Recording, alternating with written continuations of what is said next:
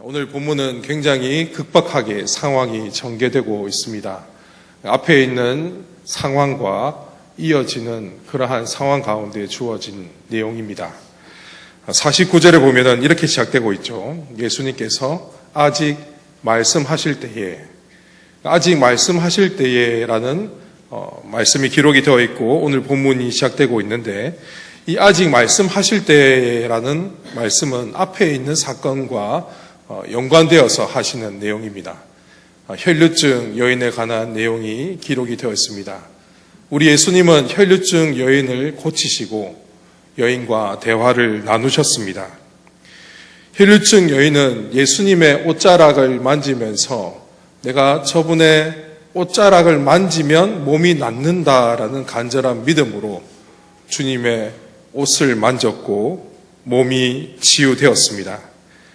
두려워 떨며 주님 앞에 엎드리면서 그 손댄 이유와 몸이 나은 것을 말했습니다.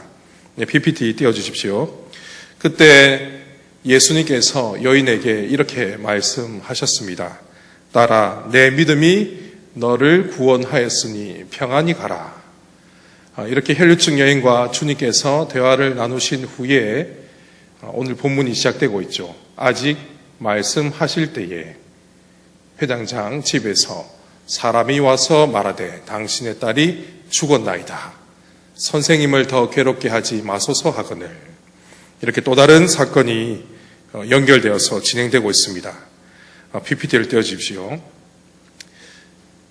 오늘 이 사건은 사실은 우리가 읽진 않았지만 40절부터 시작되고 있습니다. 이 40절부터 시작해서 56절까지 이어지는 내용인데, 먼저 기록된 내용은 회당장 야이로의 사건 이야기가 기록이 되어 있고, 그 가운데는 혈류증 여인의 이야기가 기록이 되었습니다. 마지막은 또다시 회당장 야이로의 이야기로 끝을 맺고 있습니다.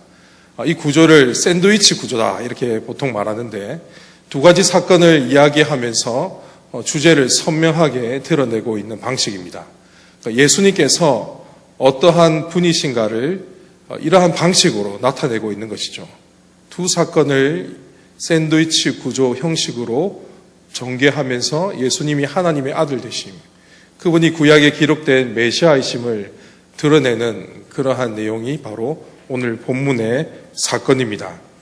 40절에 보면은 이 회당장 야이로가 예수님의 소식을 듣고 자신의 딸을 고치기 위해서 찾아갑니다.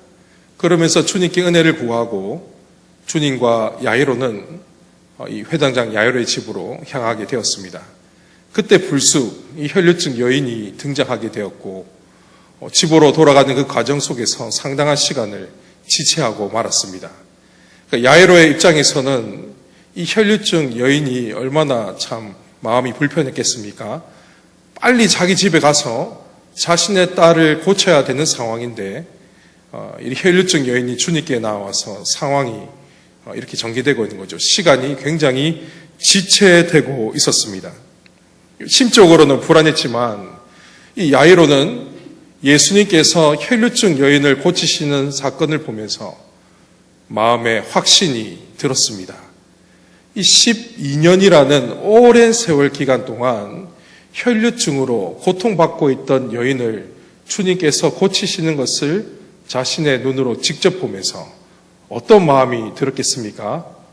야, 이분은 내 딸을 반드시 고칠 수 있는 분이야. 이런 확신이 들지 않았겠습니까? 자신의 눈으로 직접 기적을 목도했기 때문입니다. 그의 마음은 강한 확신이 들기 시작했고 큰 믿음을 가지게 되었습니다. 그런데 청천벽력과 같은 일이 발생하고 말았습니다. 어떤 일이 일어났습니까? 오늘 우리가 읽었던 내용을 보시면은 자신의 집에 있던 사람들이 찾아와서 슬픈 소식을 전했습니다. 당신의 딸이 죽었나이다. 선생님을 더 괴롭게 하지 마옵소서. 희망이 가득 찬 상황이었습니다. 예수님께서 12년 동안 고통받았던 그 혈류증 여인을 기적으로 고치시는 것을 보면서, 야, 내 딸을 우리 주님께서 살릴 수 있겠구나.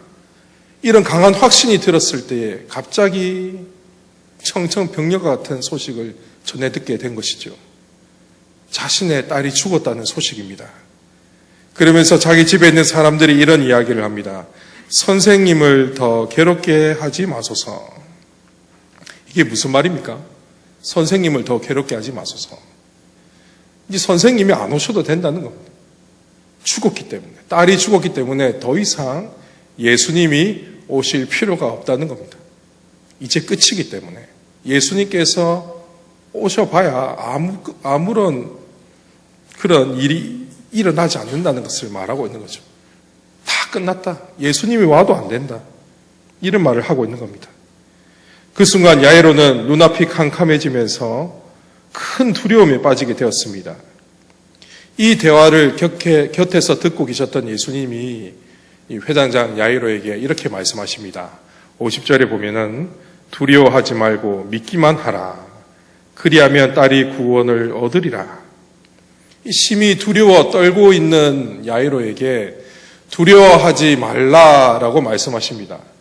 그러면서 덧붙여서 믿기만 하라라고 말씀하십니다. 우리는 이 주님께서 하신 말씀 중에서 이 믿기만 하라라는 이 부분을 좀 더 살펴볼 필요가 있습니다. 믿기만 하라. 이 헬라어 원문을 보시면은 이 동사는 현재 명령형으로 되어 있습니다. 그게 무슨 말이냐면 처음 가지고 있었던 그 믿음을 계속해서 유지하라라는 뜻입니다. 그러니까 야이로가 주님께 처음 나왔을 때 가지고 있었던 그 믿음. 예수님은 반드시 내 딸을 고치신다라는 그 믿음을 지금도 계속해서 유지해라라고 말씀하십니다. 그렇습니다. 야이로는 예수님께 처음 나왔을 때에 우리 예수님이 자신의 딸을 고칠 수 있다는 그 믿음을 가지고 있었습니다. 자신의 집으로 주님과 함께 갈 때에 혈류증 여인을 고치시는 것을 보면서 더 강한 확신이 들었습니다. 그 믿음은 견고해졌습니다. 큰 믿음을 가지게 된 야이로지만 자신의 딸이 죽었다는 그 소식을 전해 듣게 되어지자 큰 두려움에 빠지고 말았습니다. 아무리 능력이 많으신 예수 선생님이라고 할지라도 어떻게 죽은 사람을 살리겠느냐. 자신의 집에 있던 사람들도 똑같은 말을 했죠.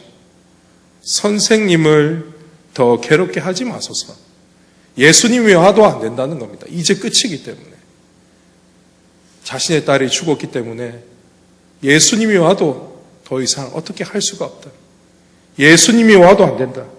이제 끝이다. 이렇게 이야기를 했습니다. 절망 가운데 있었던 야이로에게 예수님은 이렇게 말씀하십니다. 두려워하지 말고 믿기만 하라. 다시 말해서 어떠한 경우에더라도 처음 가지고 있었던 그 믿음을 끝까지 유지해라. 그 믿음을 가지고 있어라. 이렇게 말씀하십니다.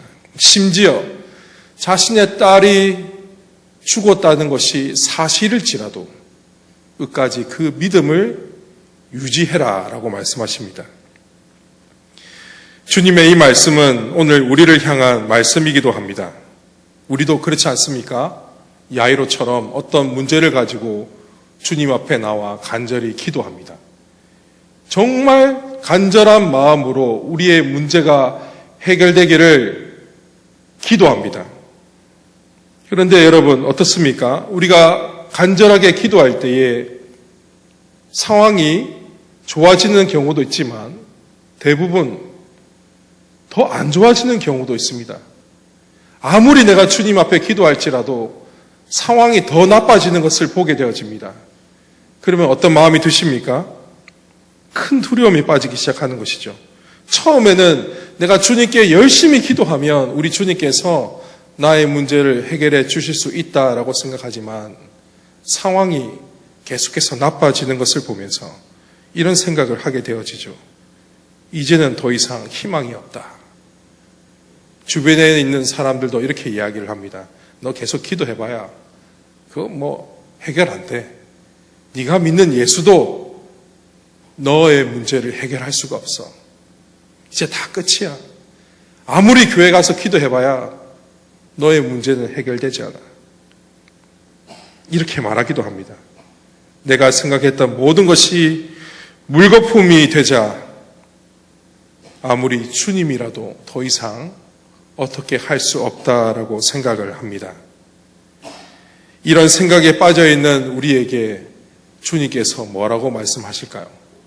아무리 기도해도 응답되지 않고 아무리 기도해도 상황이 계속 나빠지는 가운데 우리 주님께서 저와 여러분을 보시면서 뭐라고 말씀하실까요? 여러분, 오늘 이 본문을 기억하시기를 바랍니다. 두려워하지 말고 믿기만 하라. 처음 가지고 있었던 그 믿음을 계속해서 가지고 기도하라. 처음 나에게 나왔던 그 믿음, 우리 예수님은 나의 모든 문제를 해결할 수 있는 하나님의 아들이심을 기억하며 간절히 기도하라. 어떠한 경우에더라도 절대로 포기하지 말고 계속해서 기도하라. 사랑하는 성도 여러분, 지금 여러분에게 어떤 인생의 문제가 있으십니까? 그리고 그 문제를 가지고 간절히 기도하고 있는 분이 계십니까? 네, 그렇다면 오늘 이 야이로처럼 처음 가지고 있었던 그 믿음을 계속해서 가지고 있기를 바랍니다. 어떠한 상황이 발생하더라도 절대로 이 기도의 끈을 놓치지 마십시오. 주님을 향한 그 믿음을 가지고 절대로 포기하지 말고 계속해서 기도하시기 바랍니다. 오늘 야이로에게 주신 말씀을 우리에게 주시는 말씀으로 받으십시오. 두려워하지 말고 믿기만 하라. 이제 우리는 그렇게 말씀하시는 주님이 어떤 분인지를 알아야 합니다. 오늘 서두에 우리가 샌드위치 구조에 대해서 잠깐 보았습니다. 성경이 두 사건을 이런 식으로 기록하고 있는 것은 이 구조를 통해서 우리 예수님께서 어떤 분인가를 우리에게 알려주기 위한 방식으로 기록된 겁니다. 주님은 구약에 기록된 메시아이시면서 하나님의 아들 되심을 이러한 방식으로 우리에게 알려주고 있는 것이지요. 예수님께서 회당장 집에 들어가셨습니다. 이미 많은 사람들이 딸의 장례를 치르고 있었습니다. 소란을 피우면서 울고 심히 통곡하는 그들에게 주님께서 말씀하십니다. 울지 말라. 죽은 것이 아니라 잔다. 이 말을 듣는 사람들이 어떻게 반응을 했습니까? 비웃기 시작했습니다. 죽은 사람을 향해서 잔다라고 말하는 것이 상식적이지 않는 것이지요. 지금 무슨 뚱딴지 같은 소리 하냐? 이런 식으로 그들은 반응을 했습니다. 이미 사망 판정을 받은 아이에게 죽은 것이 아니라 잔다라고 말하는 것이 정상이냐라는 것이죠. 그렇습니다. 이 세상의 방식으로 봤을 때에는, 세상의 이치에서는 이것이 상식이지요. 죽은 것이 어떻게 잔다라고 말할 수 있습니까? 그러나 여러분, 생명의 주인이신 우리 예수님은 그들의 반응에 개의치 않으시고 아이의 손을 잡고 일으키십니다. 아이야, 일어나라. 달리다공. 그 순간 어떤 일이 일어났습니까? 소녀가 즉시 일어나서 걷기 시작했습니다. 이 장례식장에서 죽은 사람이 살아나게 되어지자 모두가 다 놀라게 되었던 것입니다. 예수님을 비웃던 사람들까지도 눈앞에 일어난 그 기적을 보면서 할 말을 완전히 잃게 되었습니다. 이제 우리는 두려워하지 말고 믿기만 하라라는 그 말씀에 대해서 알게 되어집니다. 왜 주님이 야이로에게 두려워하지 말고 믿기만 하라라고 말씀을 하셨는지 이 마지막 장면에서 알게 되어집니다. 그 이유가 무엇입니까? 우리 예수님은 생명의 주인이시며 죽음조차도 주님의 말씀에 굴복시키는 하나님의 아들이시기 때문입니다. 여러분, 이 말씀을 우리에게 주시는 말씀으로 받으십시오. 회당장 야이로는 끝까지 주님을 향한 그 믿음이 계속해서 유지되었습니다. 만약 여러분, 자기 집에 있던 사람들의 이야기를 듣고 그 믿음을 잃어버렸다면 자신의 집으로 주님을 모셔갔겠습니까? 회당장 야이로가 처음 가졌던 그 믿음을 잃어버렸다면 주님을 모셔가지 않았을 겁니다. 사람들의 이야기를 듣고 선생님 안 오셔도 될 것 같습니다. 이제 딸이 죽었기 때문입니다. 죄송합니다. 그만 돌아가십시오. 이런 식으로 마무리가 되었겠죠. 하지만 야이로는 그렇지 않았습니다. 이분은 반드시 내 딸을 살려낸다. 내 딸이 죽었을지라도 살려낼 수 있는 분이다. 그러한 믿음을 가지고 있었기에 자신의 집으로 주님을 모셔오게 되었던 것이지요. 그리고 그 믿음을 토대로 주님은 놀라운 기적의 능력을 행하셨습니다. 하나님께서 기적을 행하시는 방법을 보면 참 우리의 믿음을 사용하실 때가 많은 것 같습니다. 앞에 있던 사건도 마찬가지죠. 혈류증 여인도 어떻게 몸의 나음을 잊게 되었습니까? 그 간절한 믿음을 보시고 우리 주님께서 능력을 베푸신 겁니다. 내가 저분의 옷자락을 만지기만 할지라도 내 몸이 나음을 잊게 될 것이다. 주님을 향한 그 간절한 믿음 가운데 하나님께서 역사하셔서 여인의 몸을 치유하셨습니다. 고치셨습니다. 여러분, 저는 이러한 믿음이 우리 안에도 있었으면 좋겠습니다. 오늘날 하나님 나라 백성들이 희망이 사라질 때에 주위에서 포기하라. 이제 끝이다. 네가 믿는 예수도 어떻게 할 수 없다. 이렇게 속삭일 때에 여러분 그 속삭임에 귀를 기울이지 마시기 바랍니다. 그때 여러분 우리가 무엇을 해야 되겠습니까? 정말 내 상황이 절망적이고 기도하더라도 아무런 일이 일어나지 않고 주변에 있는 사람들이 그만 신을 찾아라. 예수를 그만 찾아라. 기도 그만해라. 교회 가지 마라. 그런 말을 할지라도 우리가 무엇을 해야 하겠습니까? 오늘 본문에 나와 있는 야이로처럼 끝까지 주님을 향한 우리의 믿음이 유지되어야 합니다. 주님은 전능하신 하나님의 아들이시기에 나의 이 아픔과 문제도 해결할 수 있다는 그 믿음, 그 믿음을 여러분 계속해서 유지하시기 바랍니다. 하나님의 말씀을 마음에 새기십시오. 두려워하지 말고 믿기만 하라. 처음 가지고 있었던 그 믿음을 계속해서 유지하시기 바랍니다. 우리 인생에 그 어떠한 상황이 찾아오더라도 우리가 두려워할 필요가 없습니다. 왜 그렇습니까? 주님께서 우리 인생의 모든 문제를 극복하셨기 때문입니다. 우리가 날마다 씨름하며 강구하는 모든 문제의 집약체는 우리가 두려워하는 죽음입니다.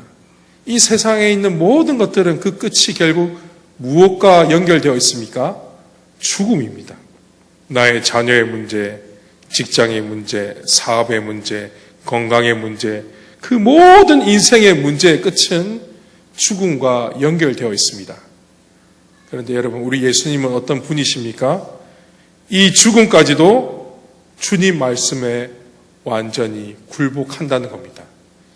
우리 주님은 전능하신 하나님의 아들이시기에 그분의 말씀 한마디에 죽음도 굴복합니다.